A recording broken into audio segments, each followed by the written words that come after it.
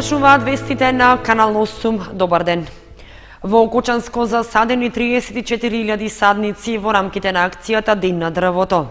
На реализација на акцијата во Кочани присуствуваше премиерот за спроведување на изборите Емил Димитриев, кој истакна дека секоја година во Македонија ќе се засадуваат по 5 милиони дрвца. Акцијата Ден на дрвото засадија својата иднина во Кочанско беше реализирана на неколку пунктови со вклученост на граѓани, ученици и вработени во државните институции. Во одворот на детската градинка Павлина Велјанова, клон Звездички кај Руен, премиерот за спроведување на изборите Емил Димитриев присуствуваше во реализација на акцијата Ден на дрвото, каде што со граначалникот Радко Димитровски засадија зимзелени дрвца.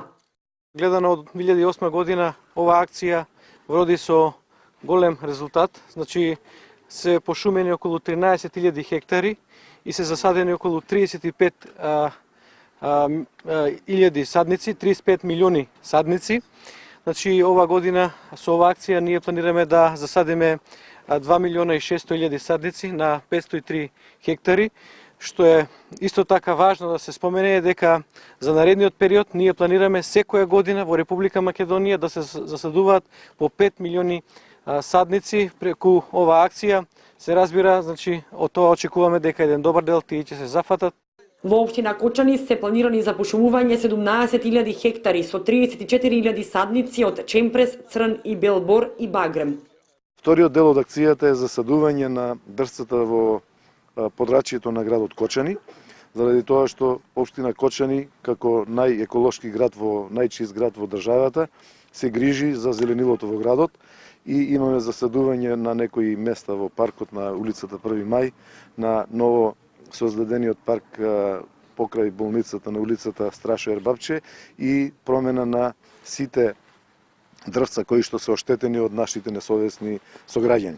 На Пониква на локалитетот кај аеродромот се засадени 15 хектари со чемпрес, со што во есенската акција Ден на дрвото се вклучија и вработените на шумското стопанство Согово од Кочани, подружница на Македонски шуми. Во општина Кочани се пошумени и 2 хектари во околината на фабриката за вода, а учениците од основните и средните училишта засадија зимзелени дрвја во дворовите на своите училишта и во градските паркови. Во општина Зрновци пак во акцијата се засадени 400 садници од чемпрес во населените места Зрновци, Мородвис и Видовиште. Во општина Чешиново Облешево акцијата беше реализирана во дворовите на основните училишта, парковите и останатите зелени површини. Акцијата Ден на дрвото засадија својата иднина реализирана и во општина Виница. На 2,5 хектари површина засадени се околу 10.000 дрвца. 220 хектари голи ридови во Виничко се пошумени во изминатите 10 години во рамките на акцијата Ден на дрвото. Според проценките на шумското стопанство Плачковица, децениската национална кампања само во Виница засадила речиси 1 милион садници претежно од црн бор. Ова година на територија на општина Виница на 2,5 хектари површина ќе се засадат некаде околу 10.000 дрвца. Слободно можеме да кажеме дека 90% и повеќе веќе успешно растат и се ставени во шумската подлога на подружницата на шумско стопанство Плачковица Виница. 10-та година јубилејна поред се спроведува акцијата Ден на дрвото под мотото "Засадија својата иднина", што навистина од аспект на заштита на животната средина за иднината на нашата држава значи многу во поглед на заштита на сите медиуми на животната средина и овозможување на подобар и поквалитетен живот на граѓаните на цела Република Македонија. Денеска акцијата се спроведува во сите градови на Република Македонија во соработка со подружниците на Македонски шуми од општините каде што се присутни. Масовно е поддржана од образовните институции, од граѓаните. Малку е ладно времето, меѓутоа тоа не ги спречи граѓаните и овој ден да излезат и да засадат некое дрво кое што утре ќе представува нивен придонес во една поквалитетна и поздрава животна средина. Училиштата и покрај студеното време организираа и интерни акции со чистење на училишните дворови и училниците.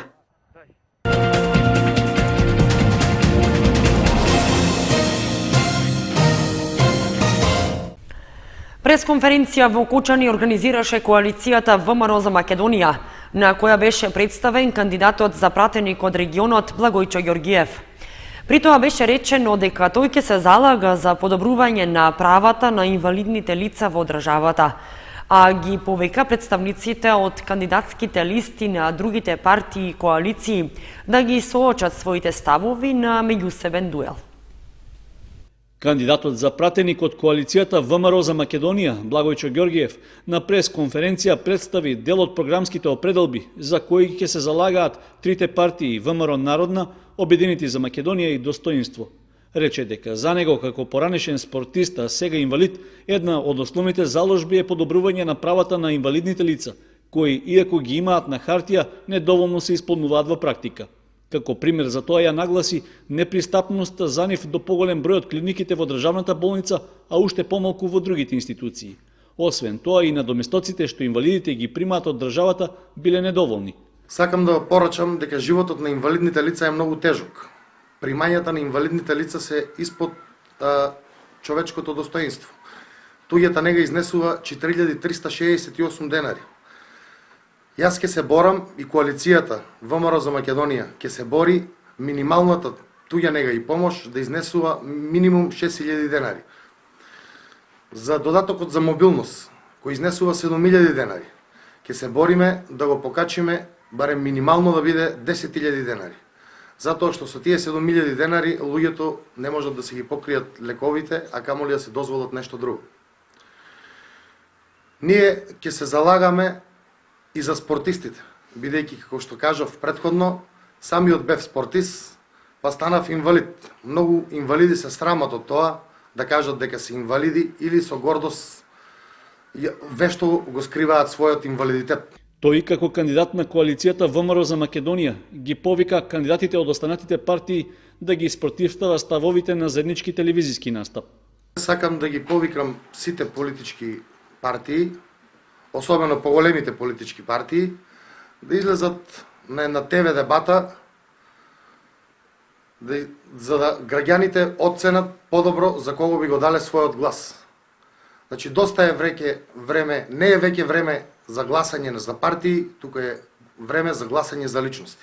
Ѓоргиев рече дека со гордост се наоѓа на четвртата позиција на кандидатската листа за пратеници на коалицијата ВМРО за Македонија, каде носител е Стојанче Ангелов. Градоначалникот Димитровски смета дека не направил никакво нарушување на законските прописи со тоа што во текот на работното време присуствувал на пресконференција на партијата ВМРО ДПМН. При тоа ги отфрла наводите што ги искажа опозицијската СДСМ дека тој ја злоупотребил функцијата што ја извршува. Радко Димитровски не ги прифаќа забелешките искажани на пресконференцијата на опозицијската СДСМ дека тој како градоначалник ги злоупотребува своите надлежности и ги крши законските прописи со вклучувањето во предизборната кампања на ВМРО ДПМН во текот на работното време. Според него, ангажманот му бил непрекинат, а отсуствувањата од работа биле краткотрајни, со што не се нарушувало нормалното функционирање на локалната самоуправа. При тоа нагласува дека активно е вклучен во предизборните активности на неговата партија и така ќе продолжи да работи и понатаму. Градоначалникот си ја врши својата функција во текот на 24 часа во текот на денот, значи и во работното време и надвор од работното време, и ако се одвоени 2 минути за некоја таква активност, воопшто не го сметам за злоупотреба на тоа работно време. Повторувам, јас сум градоначалник на сите граѓани на општина Кочани, без обзир од која политичка партија се тие. Инаку, како припадник на ВМРО ДПМН, активно се вклучувам во кампањата која што ја имаме и активно учествувам во сите акции кои што ги имаме како партија. Инаку, председателот на Општинската организација на СДСМ Сашко Костов на пресконференцијата што ја имаше во вторникот, рече дека градоначалникот на Кочани присуствува на партиски активности на владеачката коалиција во текот на работното време. При тоа го праша како го контролира работењето на општинската администрација ако ни самиот не се наоѓа на своето работно место.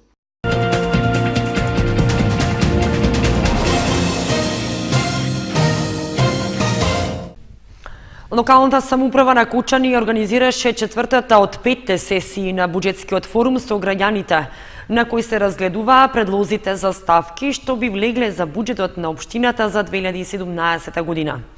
Финансиската подршка за процесот ја обезбеди Швајцарската агенција за развој и соработка, а форумот треба да заврши до крајот на декември. Во ресторанот Аква во Кочани се одржа 4-та форумска сесија од програмата Форуми во заедницата Буџетски форум во општина Кочани. Пред заинтересираните граѓани вклучени во креирањето на буџетот на општината за 2017 година беше презентирана анализата на расходите по програмата за уредување на градежното земјиште, за изградба на водоводна и канализацијска мрежа, како и за развој на културата и спортот во годината што следува. При тоа беа представени предлозите на работната група која работеше на овие области. На оваа форумска сесија беше разгледан и прегледот на планирани расходи за изградба на патишта и улици на територијата на општината, а присутните имаа можност да го кажат своето мислење и да дискутираат во врска со распределбата на буџетските средства за оваа намена. Не изостанаа ниту дискусиите за расходите по програмата за уредување на просторот во руралните подрачја во текот на наредната година. При тоа предвид беа земени предложените проекти од работната група која работеше на овие прашања. На 4-та сесија на буџетскиот форум беше отстапен простор и за програмата за противпожарна заштита, како и за остварувањето на социјалната и детската заштита. За ова претходно се расправаше по работни групи, кои од утврдените можни проекти за реализација ги представија предлозите пред останатите учесници на форумот. На крајот беа утврдени чекорите и инструкциите за работната група за расходите, за кои ќе се расправа на следната 5-та сесија, што воедно ќе биде и последна во целиот форумски процес. Инаку, буџетскиот форум има за цел да го зајакне демократскиот капацитет на локалните заедници и да им овозможи на граѓаните со сопствени идеи и предлози да учествуваат во развојот на локалната заедница. Поддршка за реализација на буџетскиот форум дава Швајцарската агенција за развој и соработка. Во Кочанската библиотека Искра се одржа 42-иот детски поетски фестивал. Првата награда и припадна на Стефани Јованова од 8 оделение од Основното училиште Коста Рацин од село Подареш, општина Радовиш, за песната Патување низ книгите. Во организација на јавната општинска установа Библиотека Искра во Кочани се одржа 42-иот поред детски поетски фестивал, на кој учествуваа 30 на ученици од 6 до 9 оделение од основните училишта и литературните клубови од Радовиш, Пехчево, Делчево, Крива Паланка, Виница, Штип, Лозово, Чешиново, Облешево, Зрновци и Кочани. На фестивалот се присутни, односно се пријавија 32 автори. Авторите се од основното образование од 6 до 9 оделение од сите училишта во Македонија и од 32 творби 27 влегува во конкуренција за награди на фестивалот. Ние исто така имаме предвидено пофалници за менторите на учесниците, имаме предвидено пофалници за 8 песни. Беа доделени 3 трети, 2 втори и 1 прва награда, а беа пофалени и 5 поетски творби од учениците на фестивалот.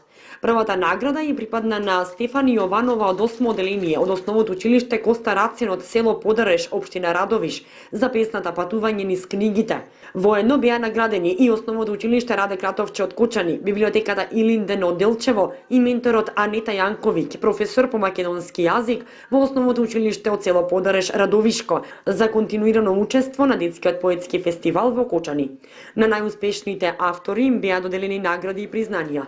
Учесниците на детскиот поетски фестивал во Кочани ги посетија и културно-историските споменици во градот и се запознаа со историјата на Кочанскиот крај.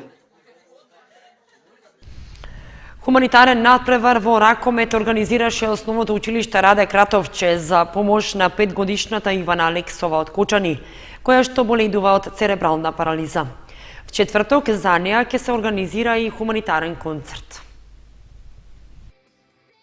На 5-годишната Ивана Алексова од Кочани итно и се потребни финансиски средства за потребната операција што на крајот од месецов ќе биде направена во Белград. Основното училиште Раде Кратовче ја покажа хуманоста на дело и организираше хуманитарен надпревар во Ракомет во кој учествуваа наставници и родители. Благодариме на сите оние што донира, благодариме на сите оние што дојдоа овде во таков број. Учениците се представуваат и со ритмички точки, а Анастасија Богданова се представи со својата песничка роденденска што се изведе на детското музичко фестивалче музички бранови, потоа имаме ритмичка игра со трето одделение фламенко и пето одделение ќе се представат со Море Чупек Костурчанче. Освен надпреварот, на 1 декември пак се организира и хуманитарен концерт на кој ќе настапат учесниците на фестивалот Музички бранови и фолклористите од ансамблот Кочани. Истиот ќе се одржи во спортската сала кај гимназијата со почеток во 17 часот. Влезниците и за двата хуманитарни настани изнесува по 30 денари. Наставниците од училиштето и учениците ги повекуваат сите граѓани да ја покажат својата хуманост и да ја помогнат на малата Ивана да ги собере потребните средства за операцијата. Хуманите граѓани може да донираат и на жиросметката во Унибанка 2401371063083441.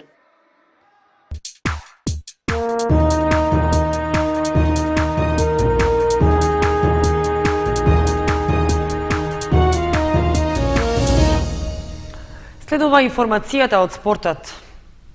Во правенството на втората футсал лига се одиграа надпреварите од петото коло, во кое клубот за мал фудбал Унипап гостуваше во Штип против Астибо. Штипјани беа подобри и ја поразија гостинската екипа од Кочани. Клубот за мал фудбал Унипап имаше тежок меч на гостувањето во Штип против еден од директните конкуренти Астибо. Во рамки на петото коло од правенството во втората футсал лига, нашата екипа доживеа минимален пораз од Штипјани со 4:3. Со тоа, фудбалерите од Кочани, кои претходно имаат добра серија од победи, остануваат на освоените 8 бода и во моментот меѓу 11 екипи се најдоа на 6-то место. Од друга страна, Штипјани, кои беа изедначени со Унипап, со победата против нашиот тим, го подобрија пласменот и со 9 бода се искачија на 4-то место.